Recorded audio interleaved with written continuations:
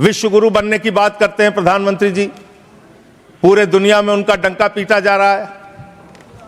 हमने देखा किस तरह से अमेरिका से भारतीयों को हाथ में हथकड़ी पैरों में बेड़ी बांध के अमृतसर पहुंचाया गया।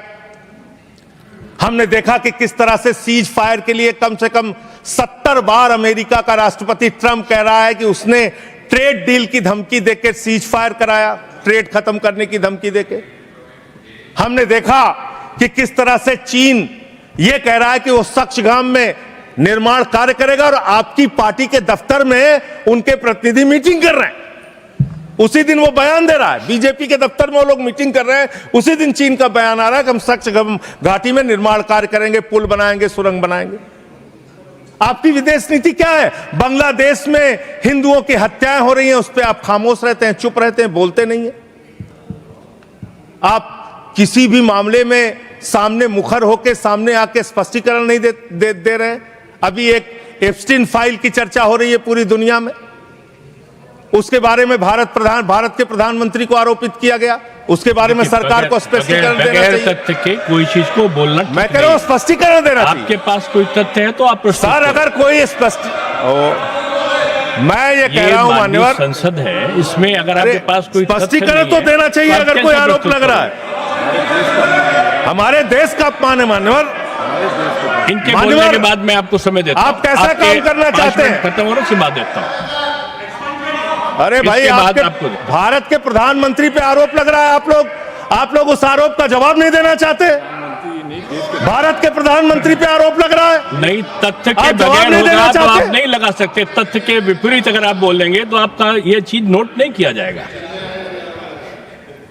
तो मैं ये कह रहा हूं मान्यवर, देश व्यवस्थाओं से चलेगी। यहां बैठे हैं जावेद भाई, संभल के अंदर एक जज ने न्याय का फैसला दिया और उस जज का ट्रांसफर कर दिया जाता है। यह जुडिशरी की हालत आपने कर दी है, यह कर दिया आपने।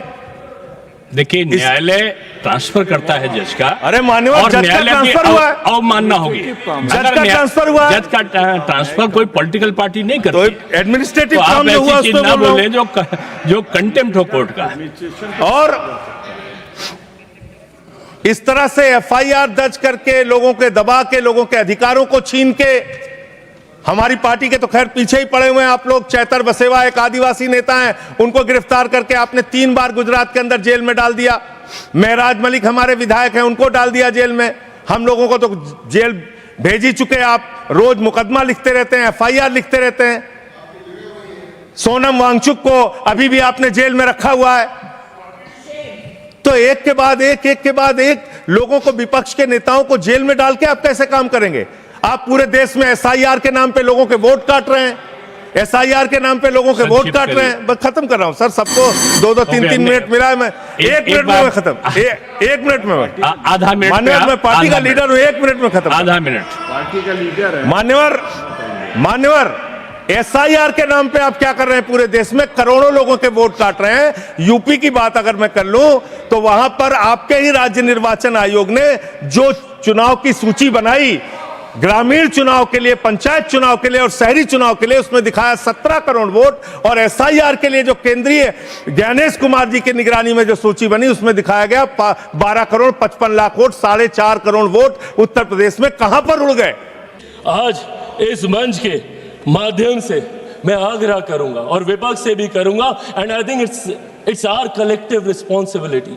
जहां चुनाव लड़ना था हम लोग लड़ आए, जितने आरोप प्रत्यारोप करने थे हम कर आए, और हमें कई मौके मिलेंगे। अभी फिर असम में मौका मिलेगा, बंगाल में मिलेगा, हर राज्य में मिलेगा। जब तक 1 नेशन 1 इलेक्शन नहीं आता, हमें हर दूसरे तीसरे महीने हमें मौका मिलता रहेगा आरोप प्रत्यारोप करने का। पर सदन को तो इससे बख्शे। Let it be a collective responsibility of all of us to come together। और यहाँ पे बात हो, और बात होनी जरूरी है। सहमति असहमति की बात नहीं है, बात होनी जरूरी है। आप अपना पक्ष रखें, हम अपना पक्ष रखेंगे, लोगों को उसके बाद फैसला करने दीजिए। आप राष्ट्रपति जी के अभिभाषण पे आपके पास पूरा समय था, आप राष्ट्रपति जी के सम्मान की बात करते हैं। क्या आप बताइए, उनके अभिभाषण पे आए धन्यवाद प्रस्ताव का इस तरीके से निरादर करना, क्या ये उनका अपमान नहीं था? जिस तरीके से विपक्षी दल बंगाल वो गई थी, जिस जिस तरीके से वहां की सरकार, अरे राष्ट्रपति हैं वो, चुनावी राजनीति से, दलगत राजनीति से उठकर है वो, और जिस तरीके से उनका अपमान वहां पे किया जाता है, क्योंकि इनको तकलीफ इस बात की है कि देश के सबसे वंचित वर्ग से आने वाली एक महिला देश के सर्वोच्च पद पर जाके बैठी है, ये बात इन्हें चुभती है। और इसीलिए राष्ट्रपति जी के अभिभाषण पर ये अपनी बातों को नहीं रखने देना चाहते। अंत में महोदय, मैं बस ये कहना चाहूंगा, आज जिनके खिलाफ ये अविश्वास प्रस्ताव लेकर आए हैं, आदरणीय ओम बिरला जी, हम सब जानते हैं और दिल पे हाथ रखकर इनमें से किसी से भी पूछेगा, हर व्यक्ति कहेगा कि ऐसे स्पीकर जिन्होंने दलगत राजनीति से उठकर हर किसी का सम्मान करने का काम किया। एक मिनट माननीय सदस्य, एक मिनट। माननीय सदस्यगण, सदन की सहमति हो तो सभा की कार्यवाही 7 बजे तक के लिए बढ़ा दी जाए। माननीय सदस्य बोलिए।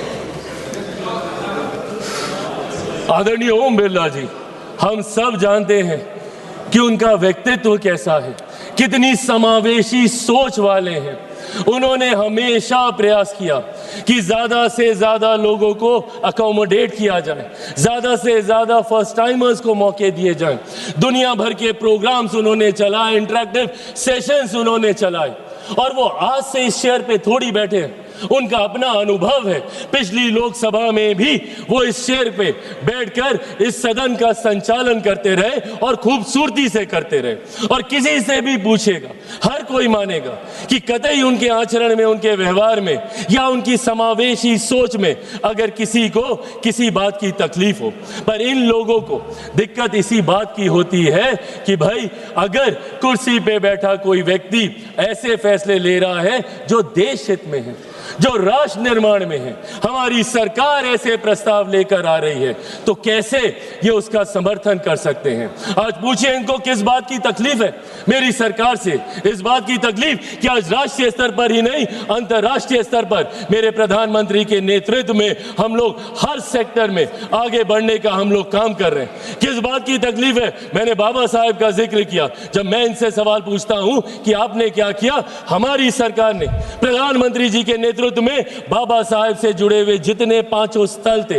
भले मऊ में उनकी जन्मभूमि हो या दिल्ली में जहां पे उनका निवास था, या चैत्य भूमि हो या दीक्षा भूमि हो, या लंदन में जहां पे उन्होंने उच्च शिक्षा हासिल की, उन तमाम जगहों को तीर्थ स्थल के तौर पर हम लोगों ने विकसित करने का काम किया।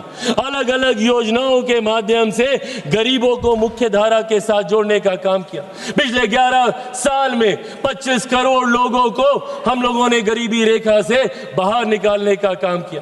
देश की एक बड़ी आबादी को घर घर राशन पहुंचाने का काम किया ताकि उनके हाथ में ज्यादा पैसे बच सके। उनकी प्रति व्यक्ति आय को बढ़ाने का हमने काम किया। एक के बाद एक ऐसे फैसले मेरे प्रधानमंत्री के नेतृत्व में लिए गए, जिसकी वजह से आज हमारा देश वैश्विक चुनौतियों के बावजूद एक स्थिर व्यवस्था है, एक स्थिर अर्थव्यवस्था है, और धीरे धीरे ये बढ़ती जा रही है। और आज मैं पुनः यह आग्रह करूंगा, अगर इसके बाद भी शिकायत है, तकलीफ है, तो ये मंच उसी के लिए है। आए हम सब मिलकर इस मंच का इस्तेमाल करें, ज्यादा से ज्यादा समय यहाँ पे काम होने दें। मेरे नेता, मेरे पिता निरंतरता में लंबे समय तक इस सदन के सदस्य रहे। उनसे मैंने आचरण सीखे, उनसे मैंने परंपराएं सीखी, उनसे मैंने यहाँ की कार्यशैली सीखी। बट जिस तरीके का आचरण आज मैं देख रहा हूँ, ये हम सबको याद रखने की जरूरत है कि कोई व्यक्ति अजर अमर होकर नहीं आता है। आज हम हैं, कल कोई और आएगा, पर जो दूसरा कल आएगा वो आपका मूल्यांकन कैसे करेगा, वो आपको कैसे देखेगा, ये आपके आज के आचरण पे निर्धारित होता है। इसीलिए आने वाले दिनों के लिए, मेरे बच्चों के लिए, आने वाली नई पीढ़ियों के लिए हम लोग खूबसूरत परंपराएं यहाँ से स्थापित करके जाएं, उसके लिए हम सबको यहाँ पर मिलकर कार्य करने की जरूरत है।